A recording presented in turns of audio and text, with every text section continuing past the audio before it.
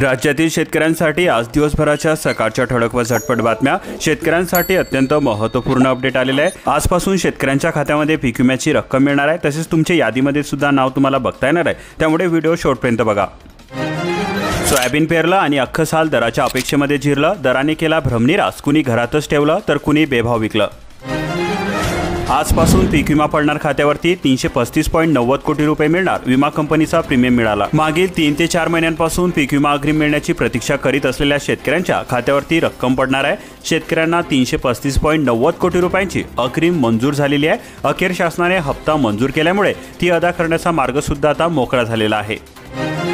शेतकरी मित्रांनो, तुम्हाला सुद्धा तुमच्या जिल्ह्याची पीक विम्याची यादी बघायची असेल तर तुमच्या जिल्ह्याचे नाव या व्हिडिओ खाली कमेंटद्वारे आम्हाला नक्की सांगा। चुलीकडे परतीचा प्रवास, सबसिडी बंद, गॅस महागल्याने ग्रामीण महिलांची अडचण वाढली। सध्या स्थितीमध्ये एका सिलेंडरची किंमत ही 50 रुपयांनी वाढलेली असून त्यावरती वाहतूक खर्च सुद्धा भरावा लागत आहे।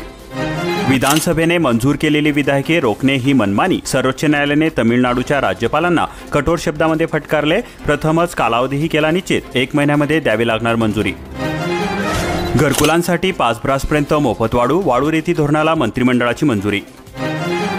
लखपती दीदी उपक्रमामध्ये राज्यात वाशिम अव्वल स्थानावरती 103% उद्दिष्टपूर्ती। अकोला जिल्ह्यामध्ये 102% तर यवतमाळ जिल्हा हा तळाला।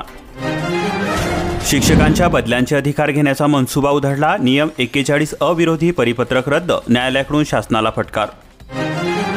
हंगामापूर्वीच झटका, खत दरवाढीचा फटका। 10-26-26 या खताची बॅग मागे 255 रुपयांची दरवाढ।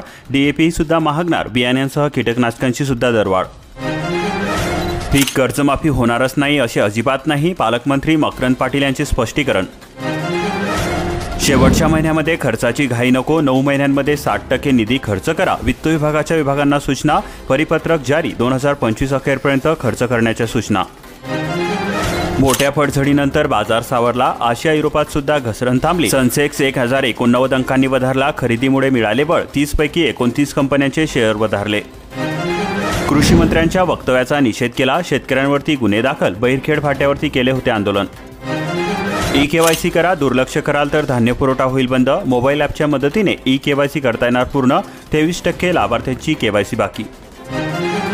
गिबली इमेजेस खरोखर सुंदर, पण सुंदरतेच्या आड धोका। सायबर पोलिसांकडून सतर्कतेचा इशारा, जरा जपून, गिबलीच्या नादामध्ये होऊ शकते फसवणूक। कृषी मंत्र्यांच्या वक्तव्याचा निषेध, प्रहारचा रास्ता रोको। बोलठाण येथील उपबाजार आवाराजवळ प्रहार संघटनेचे आंदोलन। मालेगाव तालुक्यामध्ये 2 वर्षात 222 शेततळ्यांची निर्मिती। फळबागा, जनावरे आणि सिंचनासाठी स्थायी पाणीसाठा। निर्यात शुल्क हटून सुद्धा कांदा दरामध्ये घसरण सुरूच, ग्राहक तुपाशी, शेतकरी उपाशी। दरवाढीची अपेक्षा फोल, आता साठवणुकीवरती जास्त भर। मार्च एंडिंग नंतर सुद्धा परिस्थिती मात्र जैसे थे। 1000 बांधकाम कामगारांना भांडी संच, सुरक्षा किटचे वाटप। कामगार मंडळाच्या योजनांचा लाभ घेण्याचे राहुल आहेर यांचे आव्हान। रेशन लाभार्थ्यांनो, ॲप्लिकेशन डाउनलोड करा आणि घरी बसूनच आपली ई-केवायसीची प्रक्रिया पूर्ण करा।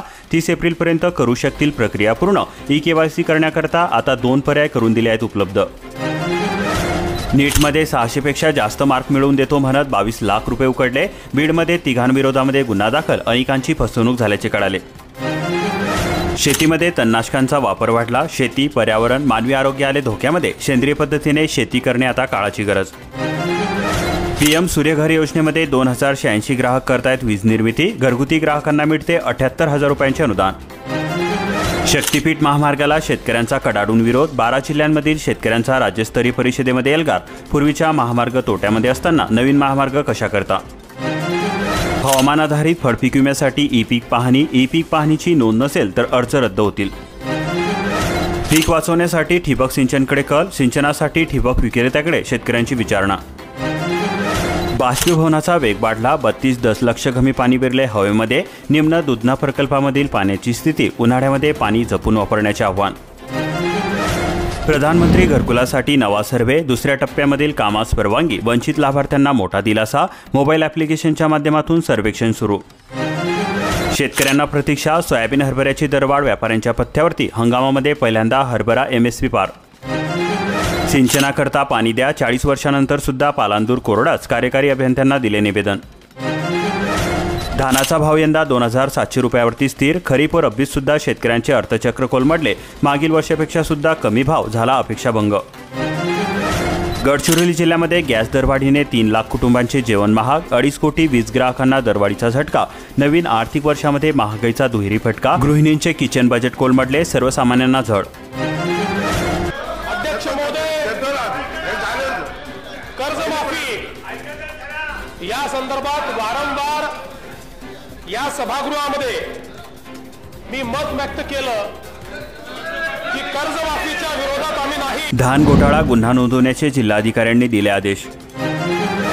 शेतकऱ्यांना बोनस देण्याकरता लागणार 250 कोटी रुपयांचा निधी दोन्ही विभागाकडे नोंदणी केल्यामुळे याद्यांची पडताळणी, याद्या अपलोड करणे सुरू. रब्बीमधील धान विक्रीसाठी नोंदणी सुद्धा सुरू. धान उत्पादक शेतकऱ्यांना हेक्टरी 20,000 रुपये बोनस 2 हेक्टरपर्यंत देण्याची घोषणा राज्यामधील महायुती सरकारने गेल्या वर्षी नागपूर येथील हिवाळी अधिवेशनादरम्यान केलेली होती.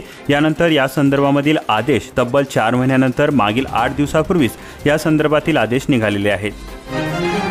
60,000च्या वर विद्यार्थी पोषण आहारापासून वंचित, तांदळाचा पुरवठा न झाल्यामुळे समस्या निर्माण, उपाशीपोटी विद्यार्थ्यांना धडे. पोखरा योजना टप्पा 2 अंतर्गत 293 गावांचा समावेश, शेतकऱ्यांच्या उत्पन्नामध्ये होणार वाढ, कृषी विभाग लागला कामाला. काय सांगताय 10, 20, 50 रुपयांच्या नोटा नेमक्या गेल्या तरी कुठे, शहरात ग्राहकांसह व्यापाऱ्यांची गैरसोय. मुख्यमंत्री रोजगार निर्मिती कार्यक्रमांतर्गत 79.24% रोजगार निर्माण, उद्योगासाठी 15 ते 35% अनुदान, उद्योगाला चालना. लाभार्थ्यांनो आधार अपडेट आणि बँक खात्याला लिंक करा. निराधार आणि श्रावणबाळ योजनेच्या डीबीटीसाठी उसळली गर्दी. घरकुलाच्या यादीमध्ये नाव तरीसुद्धा लाभार्थी वंचित, स्थायी पट्टे द्यावे लाभार्थ्यांची मागणी. कोल्हापुरामध्ये पावसाच्या हलक्या सरी, रविवारपर्यंत मुसळधार पावसाची शक्यता वर्तवण्यात आली. झोपडपट्टी पुनर्वसनाचा प्रस्ताव 60 दिवसांमध्ये द्यावा लागणार, मंत्रिमंडळाचा मोठा निर्णय. झोपडपट्टी मुक्त महाराष्ट्र योजनेला गती देण्याकरता अधिनियमामध्ये सुधारणा. लाखाचा खर्च मात्र हाती 50,000. सातारा जिल्ह्यातील शेतकऱ्यांची अवस्था, आले लावणाऱ्यांचे डोळे आले, आता कोण पुसणार सांगा. कष्टाचं लाल सोनं आज केवळ 5 रुपयांमध्ये विकलं जात आहे. जामखेडमधील शेतकऱ्यांची दयनीय अवस्था, माल विक्रीमधून उत्पादन खर्च सुद्धा निघेना. अल्पसंख्याक शिक्षणाला नवी दिशा, 31 जणांना 49 लाख रुपयांचे शैक्षणिक कर्ज वितरित. 40,000 बांधकाम कामगारांना निवृत्तीवेतन, नोंदणीकृत लाभार्थ्यांचा होणार मोठा आर्थिक फायदा, केवळ 20 दिवसामध्ये काम केल्याचे प्रमाणपत्र आवश्यक.